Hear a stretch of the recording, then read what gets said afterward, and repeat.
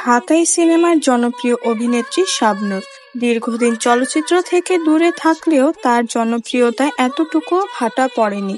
অনেকদিন বিরতি দিয়ে সম্প্রতি শুরু করেছেন নতুন ছবির কাজ। ছবিটির নাম রঙ্গনা ঘোষণা দিয়ে প্রথম ধাপের শুটিংও শেষ করেছেন এই অভিনেত্রী। আজই আমি ওকে বলে দোকান রেড দিয়ে মালিক সহ এদের অ্যারেস্ট করাবো। আপনি কে ম্যাডাম? যখন সবাই অ্যারেস্ট হবেন তখন বুঝবেন আমি কে। আমার পরিচয় শুনলে এখানে আপনারা একজনও থাকবেন না। এই উইম্পি বন্ধ হয়ে যাবে। এসপি সাহেবের নাম শুনেছেন? যার ভয় এখন ঢাকা শহর কাঁপে, আমি তার মিসেস। ঈদুল আজহায় রঙ্গনা ছবিটি মুক্তির কথা থাকলেও কিন্তু তা হয়নি। ছবিটির কাজই শেষ করতে পারেননি পরিচালক আরাফাত। জানা যায় ইতিমধ্যে সিনেমাটির প্রথম লটের কাজ শেষ হয়েছে। খুব শিগগিরই শুরু হবে এর দ্বিতীয় লটের শুটিং। এর মধ্যে নিজেকে পরিবর্তন করে সামনে হাজির হয়েছেন শাবনূর।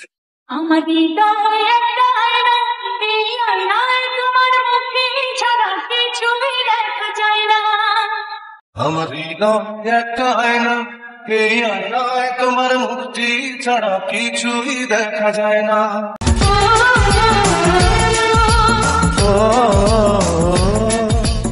নিজের সোশ্যাল মিডিয়ায় দুটি ছবি শেয়ার করেছেন এই অভিনেত্রী।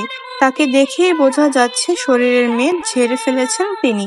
সিনেমার চরিত্রের প্রয়োজনে শারীরিক এই পরিবর্তন এনেছেন শাবনূর। তার ছবি দুটি শেয়ার করে পরিচালক আরাফাত লিখেছেন, গল্পের প্রয়োজনে দ্বিতীয় লটের শুটিং এর প্রস্তুতি চলছে পুরো দমে।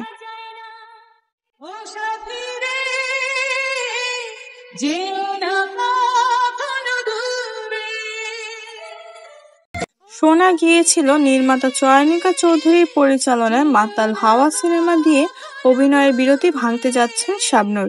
ওই সিনেমায় শাবনূরের বিপরীতে অভিনয় করবেন মাহফুজ আহমেদ। তবে চয়নিকার সিনেমা নয়, শাবনূরের বিরতি ভাঙছে আরাফাত হোসেনের রঙ্গনা দিয়ে। 2005 সালে মোস্তাফিজুর রহমান মানিকের দুই নয়নের আলো চলচ্চিত্রে অভিনয়ের জন্য জাতীয় চলচ্চিত্র পুরস্কার পান শাবনূর। এতদিন তুমি কোথায় ছিলে? আমি কতবার তোমায় দেখেছি, কতকাল তোমায় খুঁজেছি।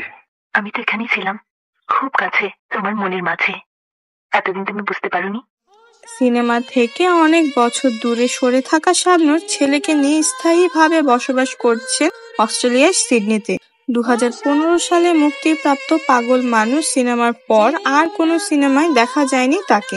তবে মাঝে মধ্যে দেশে ফিরেছেন। দু একটি বিজ্ঞাপন চিত্রেও তাকে দেখা গেছে, কিন্তু বড় পর্দায় শাবনূরকে এতদিন পায়নি দর্শক।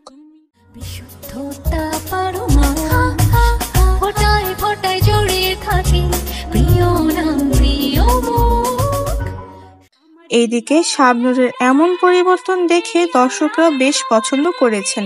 ভালোবাসার এই অভিনেত্রীর কাছ থেকে ভক্তরাও এবার দারুণ কিছু প্রত্যাশা করছেন।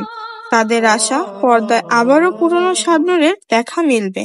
তোমাকে চাই, শুধু তোমাকে চাই, আর কিছু জীবনে পাই